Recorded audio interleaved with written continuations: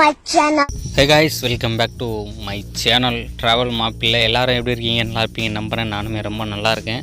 So நம்ம bike ரீஸ்டோரேஷனோட second video இது. First video already போட்டாச்சு, பார்த்துட்டு வந்து பாருங்கள். அப்போ தான் வந்து எங்களோட ஒர்க்கு வந்து எப்படின்னு தெரியும் உங்களுக்கு. ஸோ எங்கள் வண்டி நாங்கள் தான் ஒர்க் பண்ணோம். அப்படிங்கும்போது எங்களுக்கு வந்து அதோட பெருசாக அந்த காஸ்ட் வந்து அதிகமாக போகலை.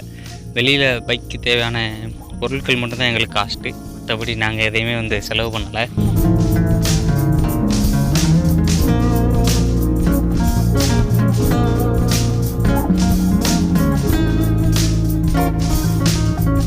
நான் நம்மளோட ஃபஸ்ட்டு வீடியோவிலே வந்து பைக்கை வந்து ஃபுல்லாக காட்டியிருக்க மாட்டேன்.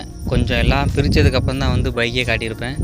ஏன்னா நம்ம எடுத்தது வந்து 2016 மாடல் ஃபேஸர் வந்து எடுத்து வந்தோம் யமகாவில். ஸோ அதை தான் நம்ம ரீஸ்டோர் பண்ணிகிட்ருக்கோம். ஏன்னா ஃபேஸருக்கும் எஃப்செட்டுக்கும் பெருசாக ஒன்றும் வித்தியாசம் கிடையாது. அந்த முன்னாடி ஹெட்லைட் வர்ற இடத்துல மட்டும் ஒரு சின்ன கட்டிங் பண்ணிகிட்ருக்கோம். ஸோ அதுவுமே நம்ம வீடியோவில் வந்து வரும். அதுதான், மற்றபடி எந்த ஒரு சேஞ்சுமே கிடையாது. அதில் உள்ள பார்ட்ஸ் அப்படியே எடுத்து போட போகிறோம். ஃபேஸரில் உள்ள நிறையா திங்ஸ் வாங்கணும் அப்படின்னா காஸ்ட்டு நம்ம பட்ஜெட்டோட தாண்டி போச்சு. அப்படின்னால நாங்கள் அதை வந்து எஃபிசெட்டாக வந்து மாற்றிக்கிட்டோம்.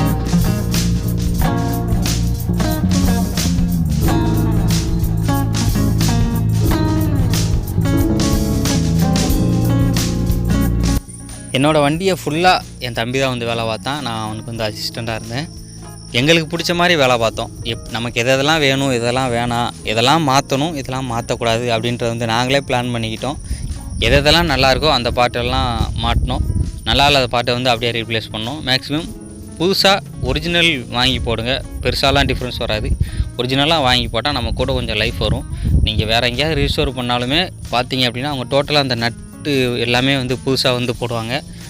அதுவே அவங்க ஒரிஜினலாக போடுவாங்களா இல்லையான்னு எனக்கு வந்து தெரியல, டவுட்டு தான். ஏன்னா நாங்கள் ஒரிஜினல் கேட்கும்போது அதுக்கு ஒரு சில மாதங்கள் கூட ஆகும், வெயிட் பண்ணி வாங்கிக்கோங்க அப்படின்ற மாதிரி சொன்னாங்க. நாங்கள் கேட்ட இடத்துல தான் அப்படியா இல்லை எல்லா இடத்துலையுமே அப்படி தானே அப்படிங்கிறது வந்து எனக்கு தெரியலை. ஸோ நான் சொன்ன மாதிரி எஃப்செட்டுக்கும் ஃபேஸருக்கும் வர ஒரு சின்ன கட்டிங் தான் நீங்கள் இப்போ பார்த்தீங்க. அதை கட் பண்ணிவிட்டு அப்படியே நம்ம ஸ்பீடோமீட்டரையும் சேர்த்து ஏற்ற ஆரம்பிச்சிட்டோம்.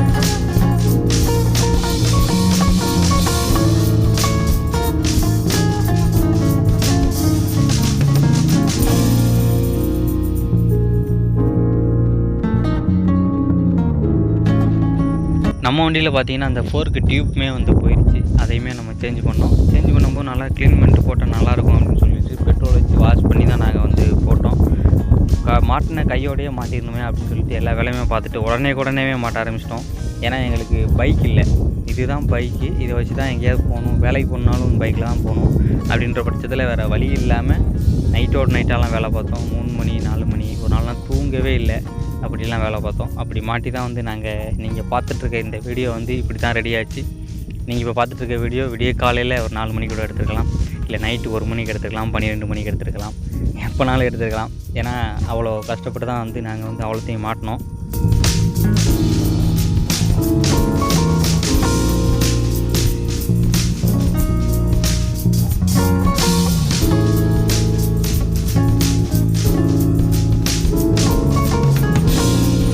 பைக்கில் வர்ற மாதிரியே ஹேண்டில் பார் வாங்காமல் கொஞ்சம் ஃபேன்சியாக வாங்கியிருந்தோம். அதுக்கான அளவுகள் எடுத்தோம். ஸோ அதில் 2-3 ட்ரில்ஸ் வந்து போட வேண்டியிருந்துச்சு. அதனால் அதை ஒதுக்கி வச்சுட்டு அந்த ஃப்ரண்ட் ஜூம் செட்டை வந்து பார்க்க ஆரம்பிச்சிட்டோம். ஏன்னா நம்ம ஃபேஸருக்கும் எஃப்செட்டுக்கும் இது மட்டும்தாங்க வித்தியாசம். மற்ற எல்லாத்தையுமே அப்படியே எடுத்துகிட்டு எஃப்செட்டுக்கு தேவையான என்னென்ன பொருளோ அப்படியே வாங்கி மாட்டணும் அப்படின்னா மாறிடும். ஸோ நீங்கள் இப்போ பார்த்துட்டு இருக்க அந்த ஜூம் செட்டு தான் நம்ம பட்ஜெட்லேயே கொஞ்சம் பெரிய பட்ஜெட். ஏன்னா 2500 ரூபாய் ஆயிடுச்சு அந்த செட்டுக்கு மட்டுமே.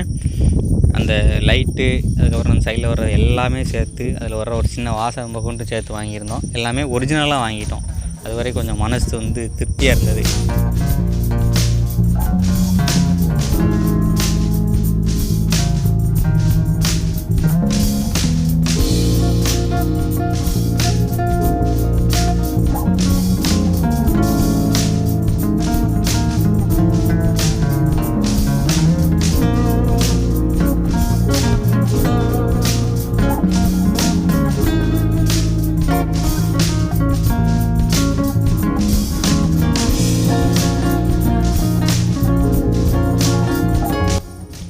அதாவது எக்ஸ்பீரியன்ஸ் ஆன ஆளுக்கும் எக்ஸ்பீரியன்ஸ் இல்லாத ஆளுக்கும் வித்தியாசத்தை வந்து நான் இங்கே தான் கற்றுக்கிட்டேன். ஏன்னா எங்கள் டைமே ட்ரில்லிங் மிஷின் எல்லாமே இருந்தது. நாங்களுமே வந்து ட்ரில் பண்ண வந்து ட்ரை பண்ணி பார்த்தோம், ஆனால் முடியலை. எக்ஸ்பீரியன்ஸ் அப்படிங்கிறத அவங்க தான் அங்கே தான் காட்டினாங்க. சின்னதாக ஒரு ஆணி எடுத்து அந்த எங்கே ட்ரில் பண்ணுமோ அதில் அடித்தாங்க. அதில் வந்து அதுக்கான இடம் கிடச்சிது. அப்படியே ட்ரில் போட்டாங்க, கையில் கொடுத்துட்டாங்க. 2 நிமிஷம் வேலை தான் இருந்தது.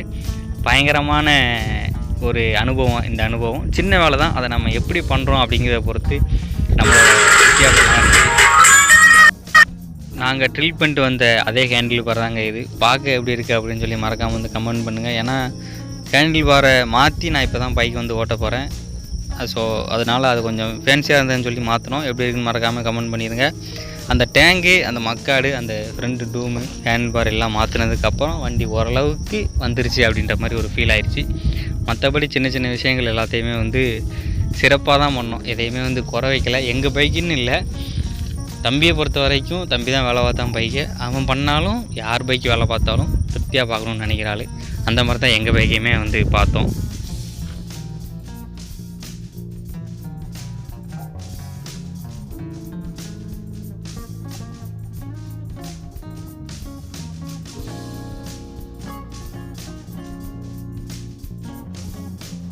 நீங்கள் பார்க்குற அந்த பைக்கில் ஸ்டிக்கர் ஒட்டிருக்க இடம் வந்து நாங்கள் தனியாக வாங்கினோம். அதுக்கும் டேங்குமே கொஞ்சம் லைட்டாக வித்தியாசம் தெரியும். பெருசாக தெரியாது, பட் ஆனால் சின்ன வித்தியாசம் தெரியும். மற்றபடி டேங்கு சைடில் வரதுக்கெல்லாம் ஸ்டிக்கர் வந்து ஆர்டர் போட்டிருக்கோம். ஸ்டிக்கர் தேடி ரொம்ப அலைஞ்சோம், ஆனாலும் ஒரு இடத்துல வந்து கிடச்சிச்சு. தமிழ்நாட்டிலேருந்து கேரளாவில் ஆர்டர் பண்ணி ஸ்டிக்கர் வாங்கியிருக்கோம். இந்த ஸ்டிக்கர் தான். ஸ்டிக்கருக்கே ஒரு 2-3 நாள் வந்து செலவாயிடுச்சு. ஸ்டிக்கர் இல்லாமலே ஒரு வண்டியை 2-3 நாள் ஓட்டினோம். நாங்கள் வேலை பார்த்துருக்க இந்த வண்டி இப்போ சேல் பண்ணாலும் ஒரு 60,000 வரைக்கும் சேல் பண்ணலாம். ஏன்னா நாங்கள் அவ்வளோ வேலை பார்த்துட்டோம். வண்டிக்குமே அவ்வளோ வந்து மார்க்கெட் இருக்குது. அவ்வளோ வண்டியை நாங்கள் வேலை பார்த்தோம். ஆனால் இந்த ஸ்டிக்கரை வந்து நாங்கள் ஒட்டலை. ஏன்னா அப்படின்னா அதுதான் மெயின் அழகே. அந்த ஸ்டிக்கர் ஒட்டினா தான் பைக்கோட இதே வந்து எடுத்து கொடுக்கும். அதை வந்து எங்களால் ஒட்ட முடியல கொஞ்சம். ஏன்னா நாங்கள் ஒட்டி பழக்கம் இல்லை அப்படின்றதுனால, ஸோ நமக்கு தெரிஞ்ச அண்ணன் கடையில் கொடுத்து, அண்ணன் நல்லா ஒட்டுவார் அப்படின்றதுனால அண்ணன்ட்ட கொடுத்துட்டோம். அவனுமே அண்ணன் தான். அப்படிங்கும்போது அவருமே வந்து நமக்கு நல்லா வந்து சிறப்பாக வந்து ஒட்டி கொடுத்தாரு. அந்த ஸ்டிக்கர் ஒட்டினதுக்கப்புறம் டோட்டலாகவே சேஞ்ச் ஆகிடுச்சு வண்டி நமக்கு. ஏன்னா நான் இந்த வண்டியை 2018 வந்து வாங்கினேன். ஸோ அந்த வண்டியை அப்போ கொடுத்துட்டேன். இப்போ வண்டி இல்லாமல் இருக்கிறதுனால இந்த வண்டியை வாங்கி நாங்கள் இவ்வளோ வேலை பார்த்து ரெடி பண்ணியிருக்கோம். அந்த ஒரு பழைய ஃபீல் வரணும் அப்படின்றதுக்காண்டி தான் இந்த கலர் பெயிண்ட் அடித்து இவ்வளோ வெயிட் பண்ணி இவ்வளோ வேலையுமே பார்த்தது.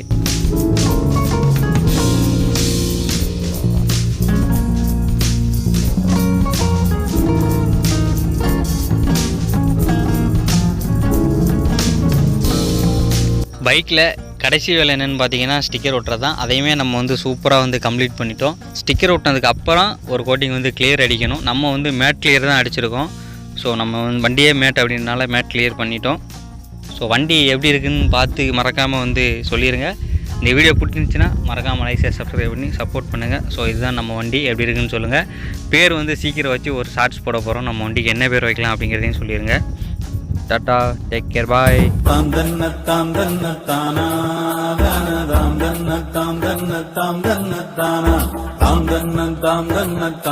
மாப்பிள்ளை